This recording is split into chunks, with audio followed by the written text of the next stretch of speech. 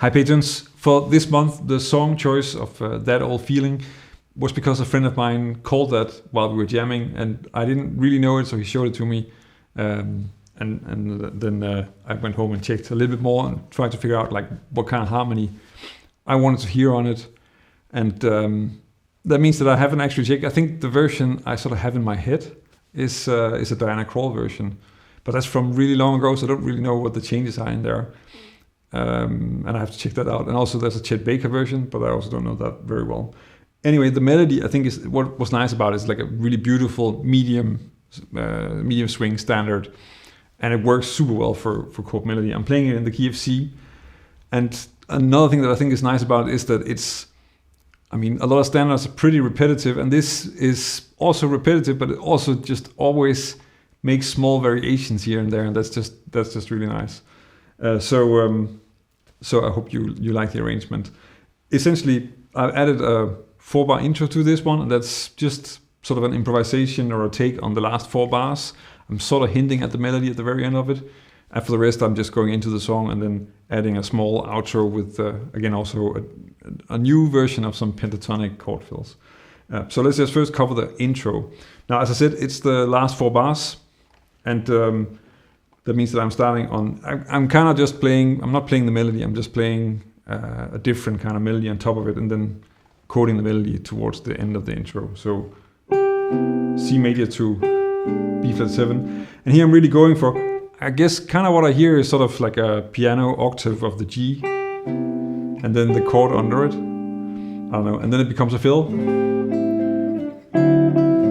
And then we get to the A minor to D7. Then you get the D minor to G7 to take us back to C, which is where I'm chording the melody and then going back to the C, sort of to just make it clear. This is a super clear.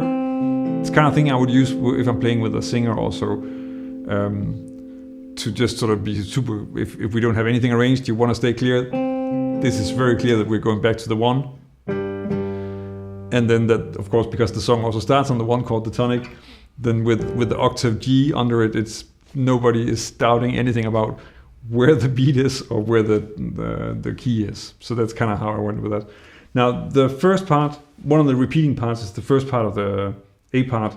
And here I'm using something, and because I liked it so much, then I'm using that every time I came across it in the song, which is, I guess, twice, but still. Is sort of this, and that's not so typical. The song, I would say, is actually pretty much like a swing tune. It's kind of old-fashioned, but I'm kind of have this thing where the melody is going up this minor third, and then I'm kind of letting the other voices move down, so we get sort of a counterpoint thing going on with that. So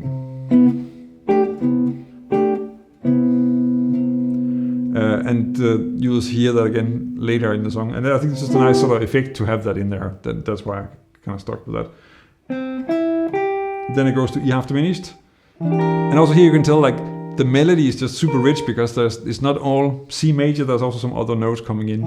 This first one is the B flat that comes along quite often. Kind of also gives it a little bit of a blues flavor, I guess. And then to A7, I'm playing it like an A7 sus. And because I have the melody here, then it's really just like a shell voicing, and the melody on top. And then the melody moves down a string here, so that's why that's a bar chord. Oh, sorry. That will be this chord, not with an A. A bit of bass movement, and then to D minor, to A7 again.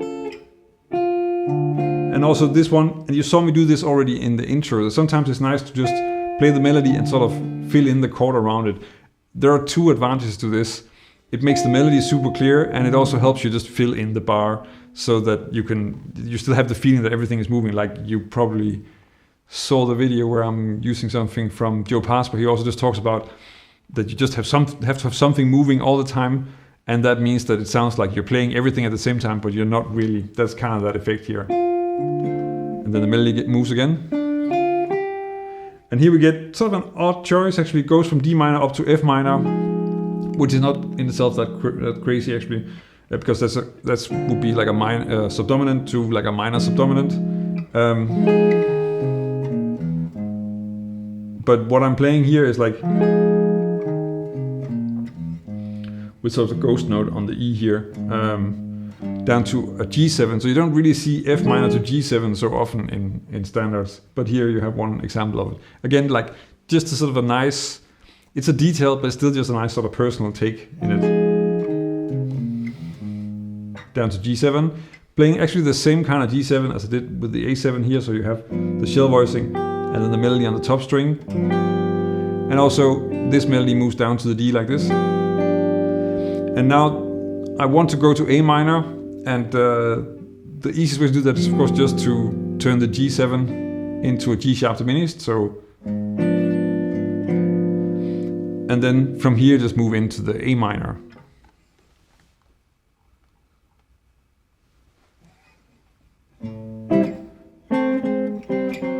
Now here there's quite a lot happening. The melody on the A minor is actually just a C. So to make that a little bit interesting, I'm first just playing the chord. So there's no melody there. And then under the C, I'm just playing like a line cliché. And that takes me down to this B half diminished.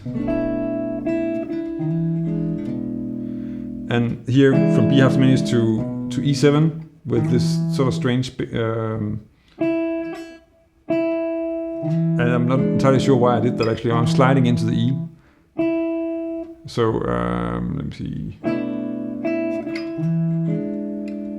And then from here it goes to E half diminished.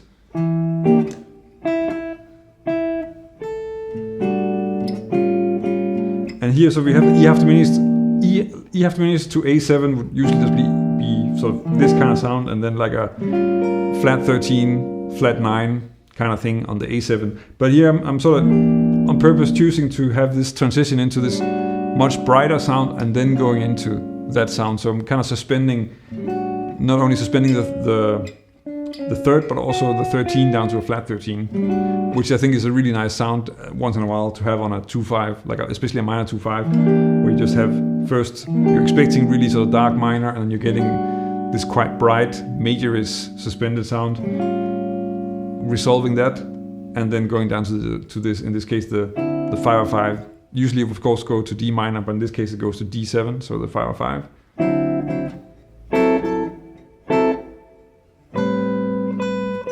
And here, I'm actually just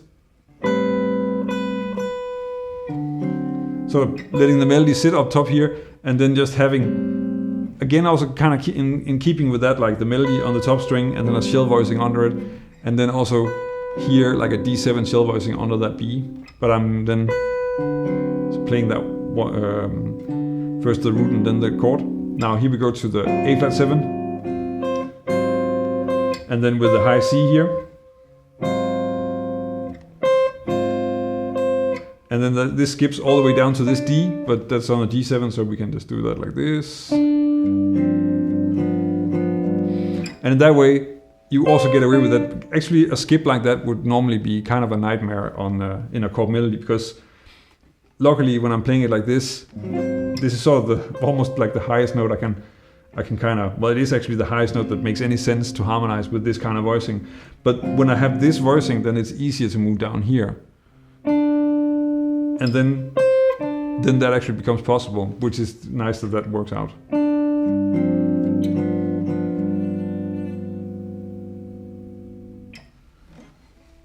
The second half usually uses the same thing as I did in the first half. So again, we get sort of this counter movement with like the melody moving up,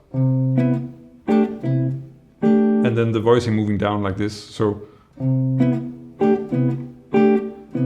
and then a slightly different rhythmic variation on the melody, and essentially still just the sort of bluesy E half diminished to A7, like this.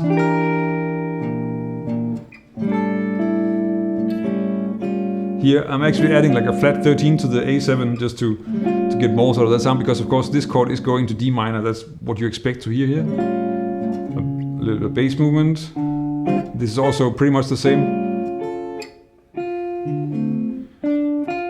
And then here the melody starts to change. So this time around we're going up to an F7 instead of to the F minor that was the first time, and then to E7.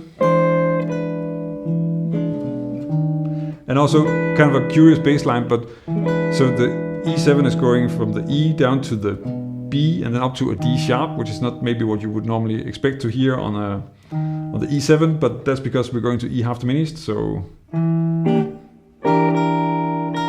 and here's another example of this sort of having the shell voicing on the A7,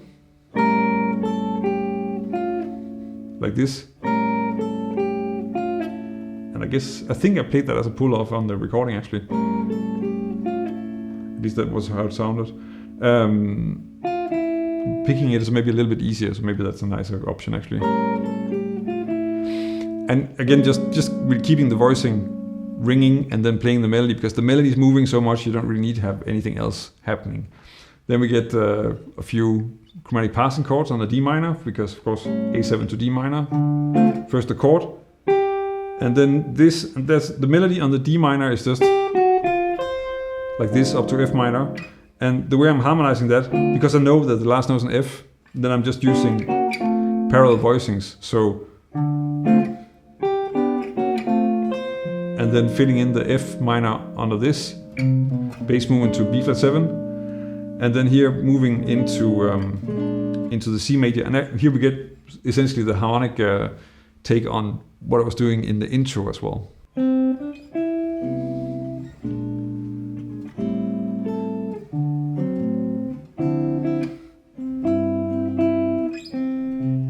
So C major 7 to B flat 7 to A minor 7, D7, and then D minor 7 to the G7 sus4 that I also played in the intro. And here, because you can't really go to G7, I mean I could probably go to G7 at the very end, but it's just the G7 sus4 here. Then down to the C, and really sort of it's a pretty traditional ending, also similar to what the intro is. Quite traditional, just using the last four bars of the form to set up the tempo and the tonality. So C to F minor 6, back to C6, and then as a fill, I'm using these 4-part pentatonic voicings. Again, just coming out of C major 7 and then using E minor pentatonic, which I've talked about before. In this case, I'm doing these, and it's really just playing E minor pentatonic on 4 strings. Like this, and then adding the bass note in under it to just have this completely full C major 7 with a 9 and a 13, so all the extensions in there, which of course is a nice full sound to end the song on. So that's the arrangement. If you have any questions on this, feel free to ask. Just send me a message over on Patreon or ask here on the post. For the rest, if you have any suggestions for songs I should do, then those are of course always welcome, and I'll see you next month.